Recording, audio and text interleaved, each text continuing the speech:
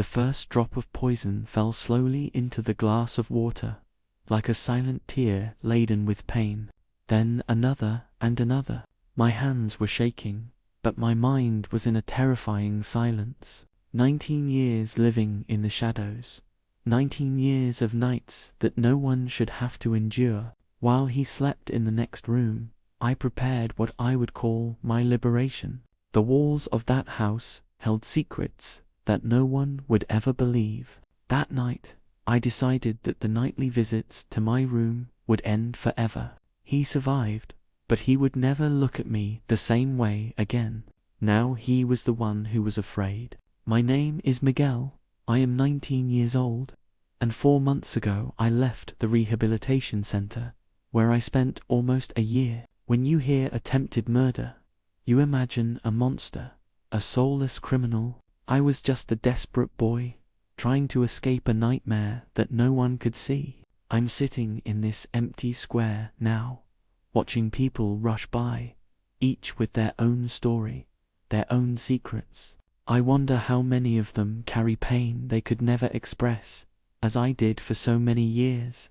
The square is empty at dusk. I have been coming here every day since I left the center. There is something about the openness of this space that calms me after so much time in confinement. Perhaps it is the open sky above my head, or the fact that I can see everything and everyone around me. There are no dark corners here. There are no doors that can be opened in the middle of the night. My mother died when I was only 5 months old. I never knew her face, except for a few faded photos that my father kept in a box hidden at the back of the closet. Maria Elena, a young woman with sad eyes, even when she smiled in the photos. I grew up alone with him. Ramon, a respected man in the neighborhood, a construction worker, who in everyone's eyes was an exemplary father, raising his son alone after the tragic loss of his wife. Poor Ramon, raising the boy alone. What a strong man, dedicated to his son, an exemplary father. These were phrases I heard constantly. People saw only what he allowed them to see. The perfectly crafted mask of a devoted father, a tireless worker, a suffering widower.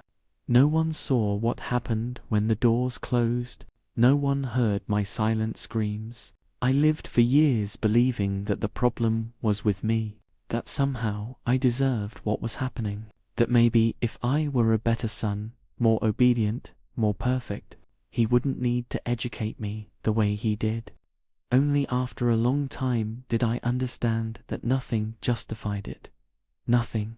I'm not going to go into detail yet about what happened on those nights when he came into my room, about how the mere shadow of him in the hallway made my heart race with terror, about how I learned to leave my body while my mind traveled far, far away from there, about the invisible marks he left, not only on my body but also on my soul, scars that no doctor could ever see or treat. When I finally took action, when I finally found the courage or desperation to end that cycle of terror, the world only saw a troubled teenager trying to kill his own father, an ungrateful monster who tried to poison the man who sacrificed everything to raise him. No one asked why, and even though I tried to explain, no one really wanted to listen, until a more experienced detective began to dig deeper and found the clues I had left behind for years, hoping someone would notice them. If you're really paying attention to my story, please like this video now, subscribe to the Traumatic Testimonials channel, turn on the bell and comment from where you are watching. It's hard to talk about this, and knowing that there is someone on the other side really listening makes all the difference. Every comment, every subscription shows me that I am no longer alone with these ghosts, that my voice, after so long silenced, is finally being heard. Stay with me, because what I'm about to reveal explains how an ordinary boy became someone capable of coldly planning to poison his own father. How years of a certain kind of darkness can transform even the most innocent of hearts into something unrecognizable. How survival sometimes demands extreme measures that no one should ever have to take. My childhood began like that of any normal child. At least that's what the oldest photos I found show. A smiling baby in his mother's arms, a proud father by her side. Small records of a family that seemed happy, normal, complete. Maria Alina, my mother, died of postpartum complications. That's what they always told me. She was only 22 when she passed away. For a long time, I carried the guilt of her death. If it weren't for me, she would still be alive. My father never said it directly, but there was something in his eyes, in his tone of voice when he talked about her, that made me feel that somehow I was responsible for her loss. She was perfect, he would say on the rare occasions when he mentioned her name, usually when he had had too much to drink. Perfect until you came along. In the early years, my father seemed to really try. He worked hard, took me to school, attended parent-teacher conferences. Our neighbors, the Hernandez family, often looked after me when he worked overtime. Mrs. Hernandez used to say I was a golden child, too quiet for a boy. What she didn't understand was that my quietness wasn't a natural quality. It was a survival mechanism I had learned very early on. I have few really good memories of those early years. A day at the park when I was about 6, a trip to the beach in Veracruz when I turned 7, a dog I had for a few weeks before my father decided we couldn't afford to keep it. Little moments of light that I tried to preserve carefully, like mental photographs that I could turn to in the most difficult moments. I was 8 when everything began to change dramatically. My father lost his job at the construction company where he had worked for years. The official reason was staff cuts, but I later discovered that there had been an incident involving him and the boss's teenage son, something that was covered up in exchange for his quiet resignation. At the time, I didn't understand what had happened. I just noticed that he started drinking more. At first, it was just a few drinks on the weekends. Then it was whole bottles of tequila. Almost every day, alcohol transformed him into someone unrecognizable. Or maybe it just removed the mask he wore so carefully in public. His eyes, normally dull, took on a dangerous gleam after the 3rd or 4th drink. His voice, usually controlled, became harsh and threatening. His hands, usually busy with work tools, became weapons. It was around that time that he started talking about how much I looked like my mother. "You have her eyes," he would say, with a look that made me uncomfortable, as if he were seeing someone else through me. Sometimes he would just stare at me silently for hours, especially when he thought I was asleep. The first visits to my room began subtly, almost innocently. He said he was just checking to see if I was sleeping well. Then he started sitting on the edge of the bed, stroking my hair for too long, with a forced gentleness that contrasted with the violence of his gestures during the day. Then came the nights when he would lie down next to me, whispering that it was just the two of us against the world, that I was all he had, that I should never betray or abandon him as she had done. "You'll never leave me, will you, son?" he would ask, his breath heavy with alcohol, as his hands traveled paths that a father's hands should never travel.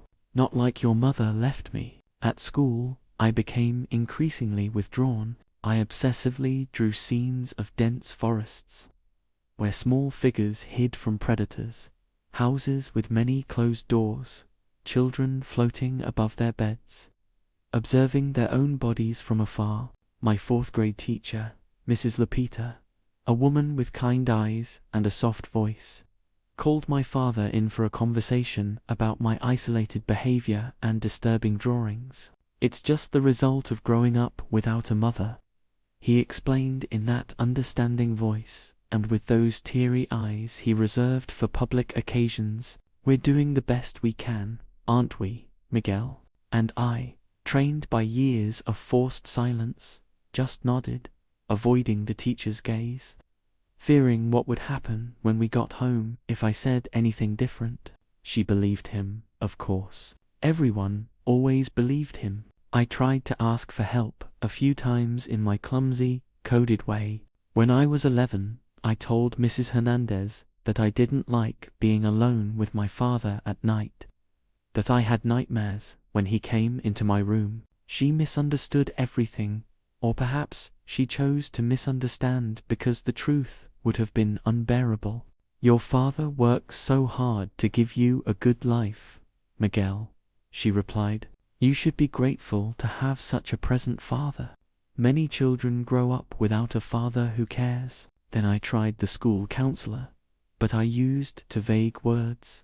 Sometimes people hurt us, even when they say they love us. That was the most I could say. I was ashamed, afraid. He gave me some brochures on how to deal with bullying and sent me back to class. Time passed, and the nights grew longer and longer, more and more unbearable. I learned to dissociate, a word I only learned years later, during therapy at the rehabilitation center, when my father would come into my room on dark nights, when the mattress would sag under his weight, when the smell of alcohol and sweat would invade my space. I would leave my body and travel to another place in my mind. I imagined myself floating above Mexico City, seeing the lights, feeling the wind. I imagined myself as a free bird, flying higher and higher, away from hands that violated, away from words that hurt, away from the horror that had become my daily life. During the day, my father was a different person. He got a new job at a smaller construction company. He went back to being the model father in the eyes of the neighborhood. At home, when he was sober, he barely spoke to me, as if I were a ghost, an uncomfortable presence he had to tolerate. Sometimes I wonder if he remembered what he did during those nights, or if alcohol provided him with the convenient oblivion he so desired. At age 13, my voice began to deepen, my body grew, and I left behind the childish fragility that made me easy prey. He seemed to notice this, the physical change, the growing resistance in my eyes, which had previously been filled with resignation. The nighttime visits decreased, but they were replaced by another type of control, equally suffocating. Where were you? Who were you talking to? Why did it take you so long to come home from school? Who is that girl in the photo in your notebook? The control was constant, suffocating. I couldn't have friends. I couldn't participate in extracurricular activities. I couldn't even talk to classmates outside of school hours. When I finally got a cell phone at age 14, it was checked daily. Any suspicious messages resulted in intense interrogations, sometimes physical. At 16, I found an old box in the attic while my father was at work. Normally, I wouldn't dare explore the house while he was away. The fear of being discovered was paralyzing, but something that afternoon compelled me to break the unwritten rules. Perhaps it was growing desperation, or perhaps some instinct guiding me toward the truth that would change everything. The box was hidden under loose boards in the attic floor, a place I discovered accidentally while looking for a safe place to hide my own diary. Inside were letters from my mother, photos I had never seen before, and a diary with a faded blue cover. I spent hours reading, discovering who Maria Elena was. Beyond the sanctified image my father had created, she was vibrant, a dreamer. She wrote about her plans for the three of us, with a hope that made my heart ache. She talked about how she wanted to take me to the beach every summer, how she dreamed of seeing me grow up and become a different man, free from the shadows that tormented Ramon. There was something enigmatic about these sentences, as if she knew something that would take me years to discover. But the last entries had a different tone, urgent, frightened. Ramon is different. He has been so possessive since he found out about my pregnancy. Last night he said that I am now completely his, that I will never be able to leave him, that we now have a perpetual blood bond. There was something in his eyes that I didn't recognize. Or maybe it was always there, and I chose not to see it. And another even more disturbing entry. The marks on my arm didn't go away. I told the nurses I fell down the stairs, but I saw the doubt in their eyes. One of them gave me a card for a women's shelter. When you're ready, she said. I don't know if I ever will be. How can I leave him knowing what he might do? How can I stay knowing what my son will face? The final pages were torn out. That discovery awakened something in me. Doubts about the version I had always heard about my mother's death. Could it be possible that the story was different from what I had been told? That postpartum complications were just a convenient cover for something much more sinister? The idea was almost unbearable to consider, but once planted, I couldn't get it out of my mind. Like a malignant tumor, it grew, spread, consumed my thoughts. I began to investigate quietly. The internet became my secret ally. I used the computers at the public library, always deleting my history, searching for old obituaries, public records, anything that might give me more information about what really happened to my mother. I also visited the old neighborhood where we lived when I was a baby, under the pretext of a school project on local history. An elderly woman, Dona Carmen, still lived in the same house she had decades ago. When I mentioned my mother's name, something in her eyes changed. Recognition followed by a shadow of sadness. That girl was so scared in her last months, she said, pouring me a glass of hibiscus tea as we talked in her small garden. She came to ask me for shelter once with a baby in her arms, but the next day she went back home. She said she was afraid of what he would do if she left him.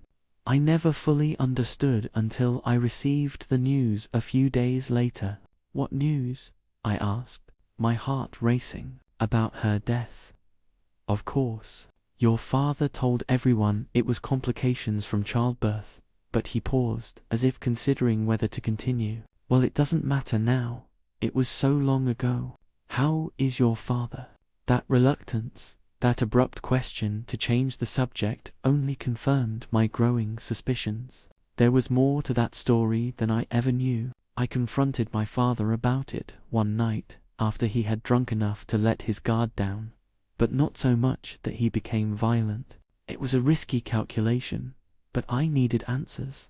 I found her diary, I said bluntly, watching his reaction. She wrote about how you treated her, about the marks on her arms. He turned pale, then furious, his eyes alternating between disbelief and rage. The glass in his hand trembled slightly before being slammed down on the table. Your mother was crazy in the end, he replied after a tense silence. Postpartum depression, hormones, she said things, made up stories. People shouldn't believe her. It was the first time he had spoken ill of her, contradicting years of narrative about the saint who had given me life. And something in the way he said it, in the calculated coldness that replaced the initial shock, froze me inside. At that moment, I knew that my father was not only an abuser, he was possibly a murderer. What really happened to her? I insisted, perhaps recklessly. His face changed, the mask falling completely to reveal something primitive and threatening. Accidents happen, he said, the words dripping like poison, especially with people who don't know when to shut up. In the weeks that followed, the visits to my room intensified. It was as if he needed to reaffirm his power over me, reminding me of my vulnerability. The nights became a renewed nightmare, but now there was something different. He was no longer just a confused and frightened child. Now he had knowledge, and with it, a growing hatred. On the nights when my bedroom door slowly opened, announcing his arrival with that creak I had learned to fear, I knew what would come next. the mattress sinking under his weight, the smell of alcohol on his breath, the path of his hands in the shadows, invading spaces that should be mine alone, crossing boundaries that a father should never cross. "You're just like her," she whispered in the darkness, words that became my recurring nightmare. But what once paralyzed me with fear now ignited something different in me, a cold, calculating determination. At school, my behavior became even more erratic. I alternated between periods of complete apathy, days when I could barely lift my head from my desk, and outbursts of rage that seemed to come out of nowhere. Once I broke a classroom window when a teacher touched my shoulder without warning. Another time I yelled at a girl who invited me to her birthday party, convinced it was some kind of cruel trap. A physical education teacher, Mr. Martinez, a man of few words and attentive gaze, noticed the bruises on my arms, marks from the times I tried to resist, and my father had to hold me down when he asked me about them in the empty locker room. I tried to explain that they were from a wrestling practice that didn't exist. "I don't know of any gym that leaves marks like that," he said calmly, without accusing me, just stating a fact. "They look like fingers, Miguel." I looked away, my heart racing. He didn't seem to believe my lie, but he didn't press the issue either. Instead, he handed me a brochure about a free martial arts program in the community. "So you can learn to defend yourself properly," he said with a meaning between the lines that I couldn't ignore. It was the closest thing to real help I had received in years, a silent acknowledgement that something was wrong, a practical tool that could help me. I began attending classes in secret, telling my father I was staying at the library to study. The physical training gave me not only strength but also confidence. For the first time, I felt that maybe I could protect myself. During that time of planning and preparation, something happened that changed everything. On a particularly bad night, after my father finally left my room and went back to his, I was looking through a box of old documents that I kept hidden under my bed, where I kept important things, including my mother's diary and the money I saved. Among the papers, I found something I had never seen before. The original doctor's report, original medical report on my mother's death, probably part of the documents my father had kept to deal with insurance issues and other legal paperwork. The official cause was postpartum hemorrhage, but there were notes about unexplained bruises and an observation about the need for further investigation that was never concluded. One of the nurses had noted that the patient showed signs consistent with domestic violence observed in the previous weeks. Recommendation for follow-up with social services ignored. That discovery broke something inside me. The pieces fell into place in a terrible way, forming a picture I could no longer deny. The controlling behavior that Dona Carmen mentioned, the pages torn from the diary, the complications that were never adequately explained, the way my father talked about her when he was drunk. She threatened to take us away. I realized then that my darkest theory was probably true. My mother had not died of natural causes. The man who turned my nights into hell had taken away her chance to protect me, to take us away. He had ensured that I would grow up under his complete control, without interference, without escape. The idea was unbearable, but it made horrible sense. And if I was right, if he had really been capable of doing that to her, what would stop him from doing the same to me if I tried to run away, if I posed any threat to his control? That same night, while he snored drunkenly in his room, I slipped in quietly and looked at his face. How could a monster look so ordinary when he slept?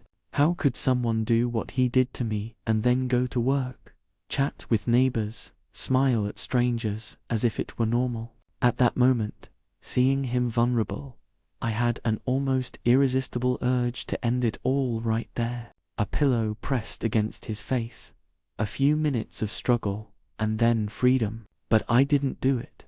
Not because I felt any compassion for him, but because I knew I would be caught. I would be just another victim of the system, another troubled teenager who attacked the exemplary father.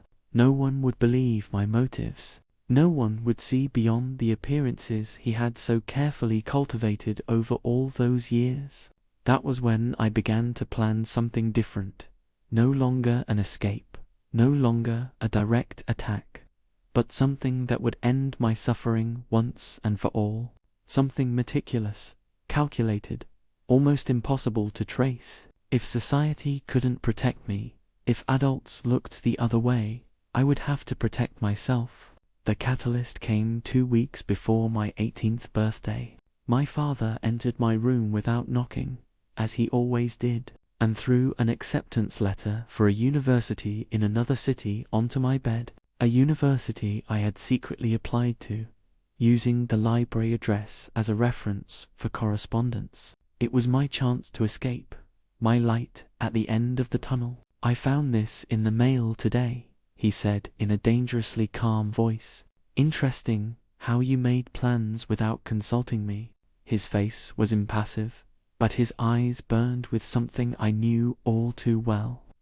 The controlled fury that precedes the worst storms, I tried to explain, stammering about educational opportunities, about how it would be good for both of us, about how I could get a better job in the future and help him financially. He listened silently, his expression unchanging. Then, methodically, he tore the letter into small pieces, dropping them on the floor like confetti, macabre. "You're not going anywhere," he announced. His voice was now cold as ice. "I've already planned your future. You'll work with me in construction. You don't need a diploma for what you'll be doing in life." At that moment, I understood completely what he was saying. There would be no escape, no liberation at 18, no new life. His plan was always to keep me under his control forever, first as a dependent son, then as a subordinate worker. The prison would only change form, but it would still be a prison. "But I want to study," I argued, desperate courage driving me to speak. "I want more out of life." He leaned in, his face inches from mine. "More out of life," he repeated with contempt. "You think you deserve more. You think you're special. Your mother thought she deserved more too, and look what happened to her." That veiled confession was like a physical blow, the final confirmation that my suspicions were correct. That night, things escalated to a level they had never reached before. When I tried to lock myself in the bathroom to escape him, my father kicked down the door with such violence that the hinges flew off. The look in his eyes was different. There was something wild, unrecognizable. He wasn't just invading my space. He was determined to destroy any vestige of resistance left in me. "You'll never leave me," he shouted as his hands squeezed my shoulders hard enough to leave marks. "You'll never leave this house. You'll stay here until I say you can go." I fought like I had never fought before, months of martial arts training finally being put to use in the midst of the confusion. He threw me against the bathroom wall with such force that I was knocked unconscious for a few moments. When I woke up, he was sitting on the floor, crying, apologizing, as he always did afterward. But this time the apologies sounded empty, mechanical. We both knew a line had been crossed. It was at that moment that I decided there would be no more nights like that, ever again. If you're really following my story so far, please like it now and comment what time it is where you're watching. It helps me know that I'm not just telling this story to the void. My plan began to take shape the next day. In chemistry class, I paid special attention when the teacher talked about toxic substances found in common household products. "The dose makes the poison," he said, quoting Paracelsus. "Any substance can be poisonous if the dosage is high enough." During recess, I researched poisonous plants that grew in the region.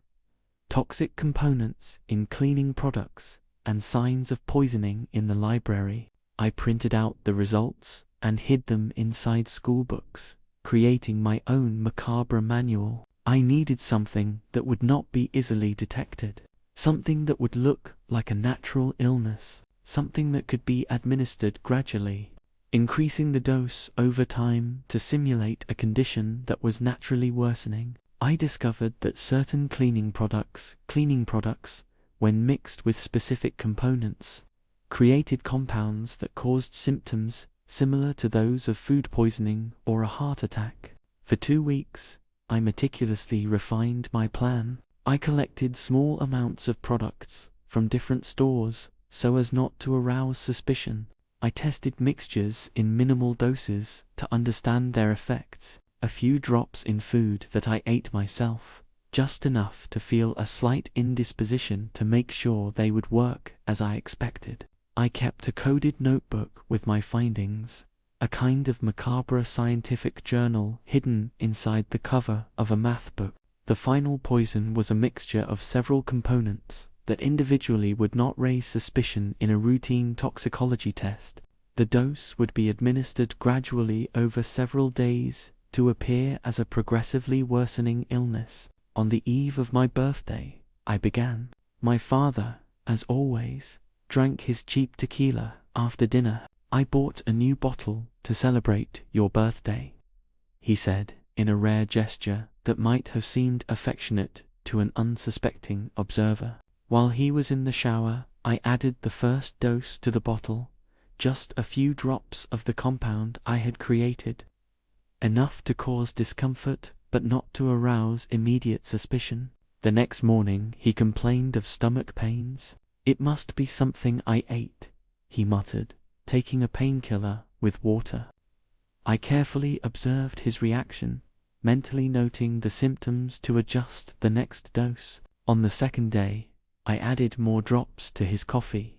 By nightfall, he had a fever and was sweating profusely. "I think I've caught the flu," he said, refusing dinner. I suggested he rest, that I would take care of the house. He was too weak to argue. On the third day, his condition had worsened significantly.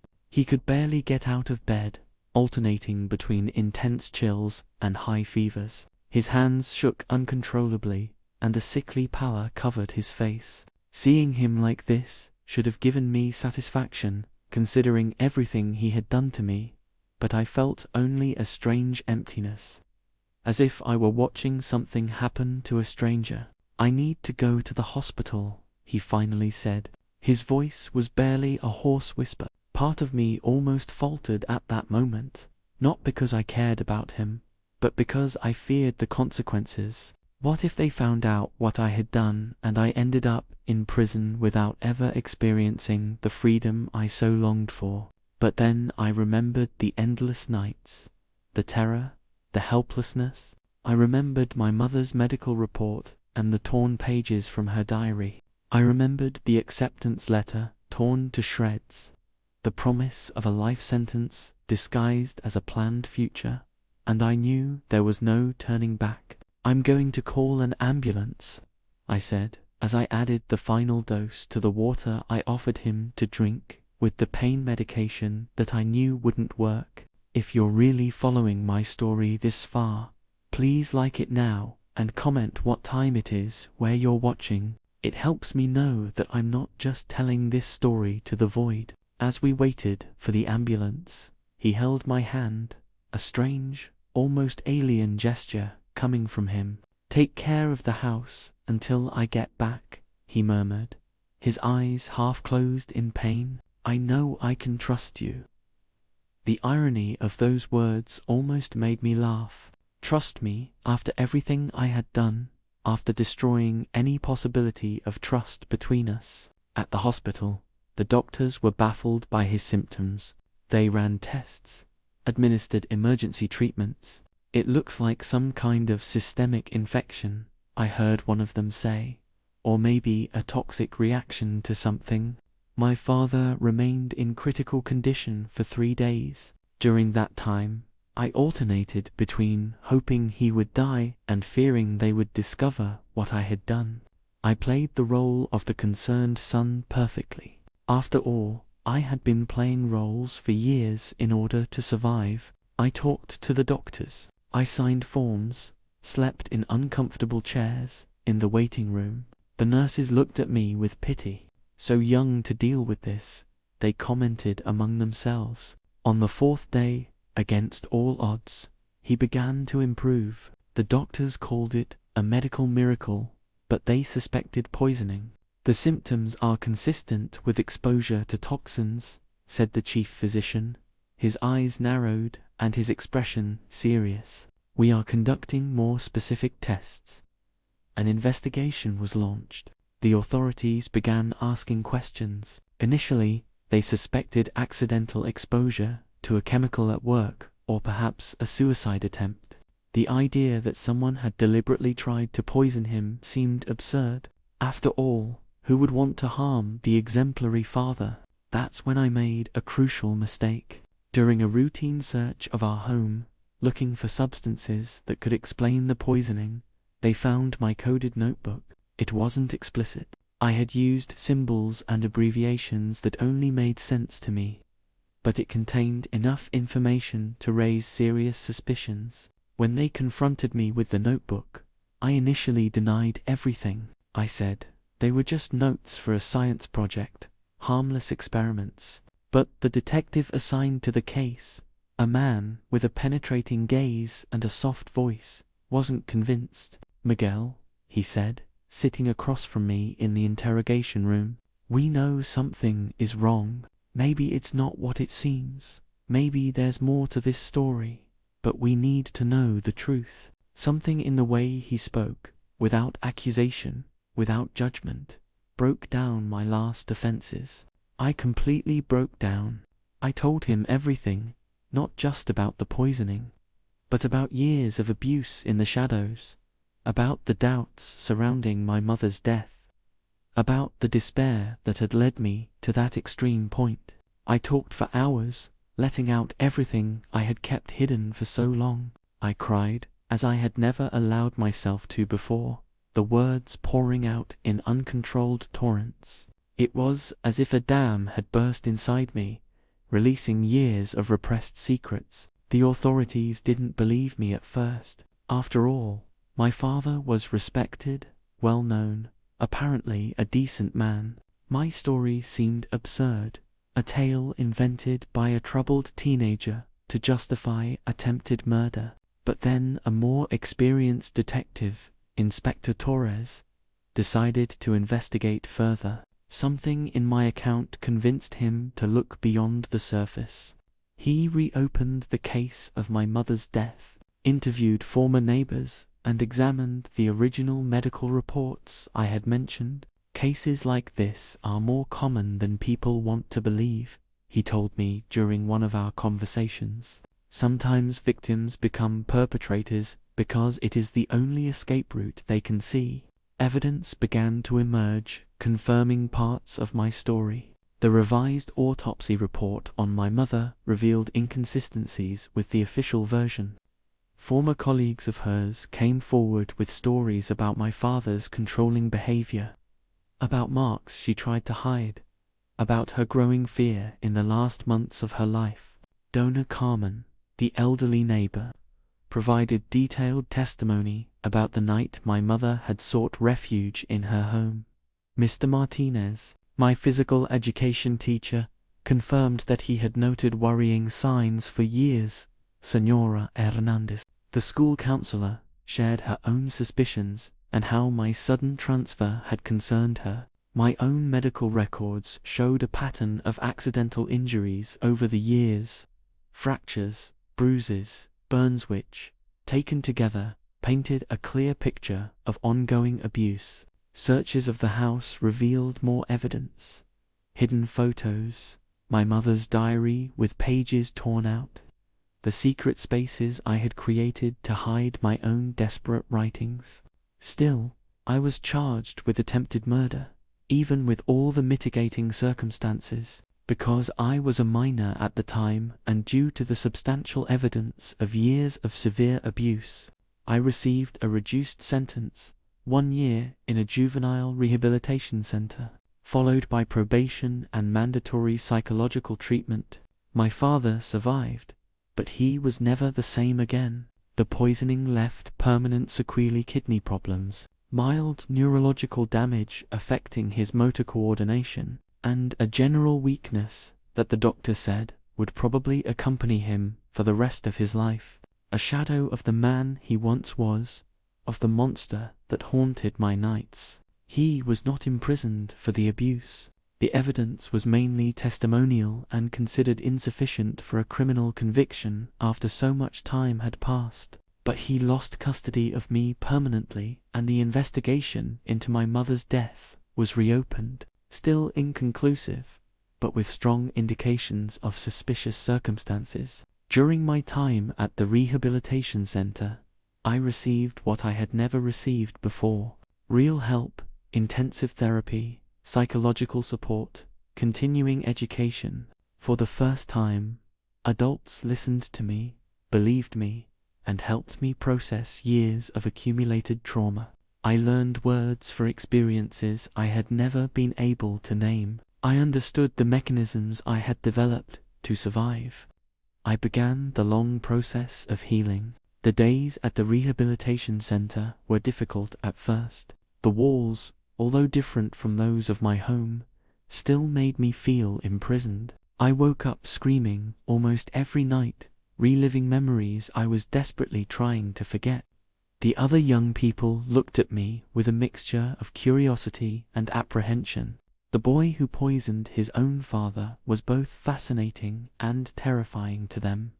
Dr. Ramirez, my psychologist, a woman with a calm voice and an understanding gaze, said that the nightmares were my brain trying to process the trauma, that they were part of the healing process. Your body is releasing what it was forced to hold in for so long, she explained during our weekly sessions. It's painful, but necessary. In the group sessions, I met other young people who also had stories of abuse, neglect, violence, different details, different perpetrators, but the same basic pattern. Adults who should have protected them became sources of pain, and children developed desperate strategies to survive. Hearing their experiences made me feel less alone, less abnormal for the first time. You're not a monster, Miguel, Alejandro told me. A 17-year-old who had set fire to the house where his stepfather abused him and his younger siblings. You're someone who did something terrible because you were in a terrible situation. There's a difference.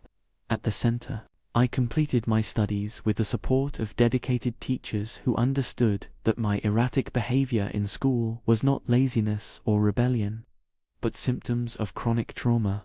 I discovered that I was good at biology and chemistry. Ironically, the same knowledge I had used to create poison now gave me hope for a different future, perhaps in medicine or pharmacy, using science to heal rather than harm.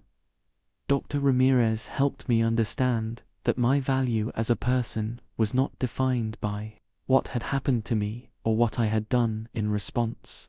You are not just your history, she said. You are also your future, your choices from now on.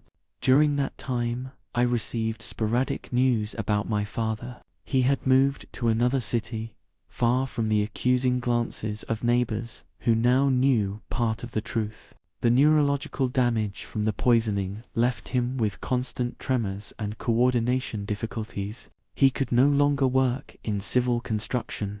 His life had been irrevocably altered, as had mine. The investigation into my mother's death continued, but never reached a definitive conclusion. Circumstantial evidence suggested that my father might have been responsible. There were contradictory statements he made at the time. The absence of witnesses to the alleged fall that would have precipitated the complications. The pattern of abuse that was now known, but nothing that could support a formal accusation after so much time had passed. Sometimes we don't get complete justice, Inspector Torres said, when he came to visit me at the center. But exposing the truth, even partially, is already a form of justice. Your mother is no longer just another unexplained statistic. Her story is being told. When I left the rehabilitation center at age 19, I had to rebuild my life from scratch. I had no family, no home, no references. A social worker, Maria, helped me find a small subsidized apartment and a job in a bookstore. I am still in therapy now with Dr. Eliza, who specializes in complex trauma and post-traumatic stress. Recovery is not linear. She always reminds me, there will be good days and bad days. The important thing is to lose the perspective that every day is a new opportunity. 3 months ago, I ran into my father by chance at a supermarket. He was older, more fragile, leaning on a cane. His face had the characteristic pallor of someone living with chronic illness. Our eyes met briefly across the canned goods aisle. I saw fear in his gaze, not the kind of fear you have of a random criminal, but the deep fear that predators feel when they encounter someone who knows their true nature. He quickly looked away and limped down the opposite aisle, avoiding any possibility of confrontation. I felt no satisfaction at seeing him in that state. I didn't feel revenge fulfilled or justice served. I felt nothing, a strange emptiness, an absence of emotion that is perhaps better than the whirlwind of rage, fear, and hatred that consumed me before. Dr. Eliza says that neutrality is a sign of healing, not necessarily forgiveness, but a healthy detachment. I still have nightmares, but less frequently. I still feel uncomfortable when I'm in small spaces or when someone gets too close behind me. I still have days when rage and sadness consume me, when I question every decision I made, when I wonder if I could have done something different, sought help in another way, escaped without resorting to violence. But I also have good days now, days when I feel almost normal, almost whole, days when I can look to the future with a modicum of hope instead of just fear, days when I don't feel defined solely by what I suffered or what I did. What I did was wrong, yes, legally, without a doubt. Morally, I'm not so sure. I lived in my own personal hell for years. I silently begged for help that never came. When I finally acted, it was as much out of desperation as it was out of revenge, as much for survival as it was for retaliation. The line between victim and perpetrator may be thinner than society would like to admit. If you've made it this far and truly understand what I went through, please like this video, subscribe to the Traumatic Testimonials channel, turn on notifications, and tell me what time it is there now. Knowing that someone is listening to my story, really listening, not just to the facts but to the pain between the lines, means more than I can express in words. Every comment, every message of support helps me believe that maybe I'm not the monster I sometimes still fear I am. Today, I'm trying to rebuild what's left of me. I'm studying online to get into college, focusing on psychology and social work. I want to become a counselor for at-risk youth, to work in the system that failed me and so many others. I want to be the person I needed when I was a child, someone who listens, believes, acts, someone who recognizes the signs that everyone else chooses to ignore. I don't know if I will ever be completely free from the shadows of my past. I don't know if I will ever stop looking over my shoulder, afraid of encountering it again. I don't know if the nightmares will ever completely cease, if the memories will lose their painful sharpness, if the deeply rooted fear will ever disappear. But I do know that I survived, and for someone who spent years doubting whether he would survive to see the next day, that is a victory. A small, imperfect, complicated victory. I am not a hero in this story. I am not a complete villain either. I am just someone who tried to survive in the only way I could envision in the darkness.